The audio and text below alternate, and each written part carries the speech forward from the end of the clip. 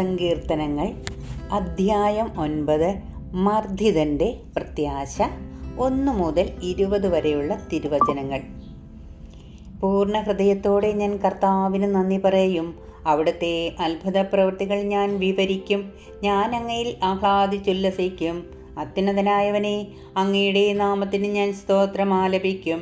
എന്തെന്നാൽ എൻ്റെ എതിരാളികൾ പിന്തിരിഞ്ഞോടിയപ്പോൾ കാലിടറി വീഴുകയും അങ്ങയുടെ മുൻപിൽ നാശമടയുകയും ചെയ്തു. അങ്ങ് എനിക്ക് നീതി നടത്തി തന്നിരിക്കുന്നു. അങ്ങ് ന്യായാസനത്തിലിരുന്ന് നീതിപൂർവകമായ വിധി പ്രസ്താവിച്ചു. അവിടുന്ന് ജനതകളെ ശകാരിച്ചു. അവിടുന്ന് ദുഷ്ടരെ നശിപ്പിച്ചു. അവരുടെ നാമം എന്നേക്കുമായി മായ്ച്ചു കളഞ്ഞു. ശത്രുനാശകൂമ്പാരത്തിൽ അപ്രത്യക്ഷമായിരിക്കുന്നു. അവരുടെ നഗരങ്ങളെ അങ്ങ് ഉന്മൂലനം ചെയ്തു. അവരുടെ സ്മരണ പോലും മാഞ്ഞുപോയിരിക്കുന്നു. എന്നാൽ കർത്താവ് എന്നേക്കുമായി സിംഹാസനസ്ഥനായിരിക്കുന്നു. ന്യായവിധിക്കാണ് അവിടുന്ന് സിംഹാസനം സ്ഥാപിച്ചിരിക്കുന്നത്. അവിടുന്ന് ലോകത്തെ നീതിയോടെ വിധിക്കുന്നു. അവിടുന്ന് ജനതകളെ നിഷ്പക്ഷമായി വിധിക്കുന്നു. കർത്താവ് മർദ്ദിതരുടെ ശക്തിദുർഗമാണ്, കഷ്ടകാലത്തെ അവരുടെ അഭയസ്ഥാനവും. അങ്ങയുടെ നാമമറിയുന്നവർ അങ്ങയിൽ വിശ്വാസമർപ്പിക്കുന്നു. കർത്താവേ, അങ്ങയെ അന്വേഷിച്ചവരെ അങ്ങ് ഉപേക്ഷിച്ചിട്ടില്ല. സിയോനിൽ വസിക്കുന്ന കർത്താവിന് സ്തോത്രം ആലപിക്കുവിൻ. അവിടുത്തെ പ്രവൃത്തികളെ ജനതകളുടെ ഇടയിൽ പ്രഘോഷിക്കുവിൻ.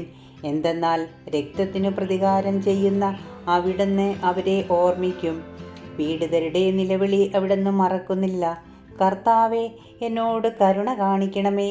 മരണകവാടത്തിൽ നിന്ന് എന്നെ ഉദ്ധരിക്കുന്നവനെ, വൈരികൾ മൂലം ഞാൻ സഹിക്കുന്ന പീഡകൾ കാണണമേ. അങ്ങനെ ഞാൻ അവിടുത്തെ സ്തുതികൾ ആലപിക്കട്ടെ. അങ്ങ് നൽകിയ വിമോചനമോർത്ത് സിയോൻ പുത്രിയുടെ കവാടങ്ങളിൽ ഞാൻ സന്തോഷിക്കട്ടെ. തങ്ങൾ കുഴിച്ച കുഴിയിൽ തന്നെ ജനതകൾ വീണടിഞ്ഞു. തങ്ങൾ ഒരുക്കിയ കെണിയിൽ അവരുടെ തന്നെ പാദങ്ങൾ കുരുങ്ങി. കർത്താവ് തന്നെ വെളിപ്പെടുത്തി. അവിടുന്ന് ന്യായവിധി നടത്തി. ദുഷ്ടർ സ്വന്തം കരവേലകളിൽ കുടുങ്ങി. ദുഷ്ടർ പാതാളത്തിൽ പതിക്കട്ടെ. ദൈവത്തെ മറക്കുന്ന സകല ജനതകളും തന്നെ ദരിദ്രർ എന്നേക്കും വിസ്മരിക്കപ്പെടുകയില്ല.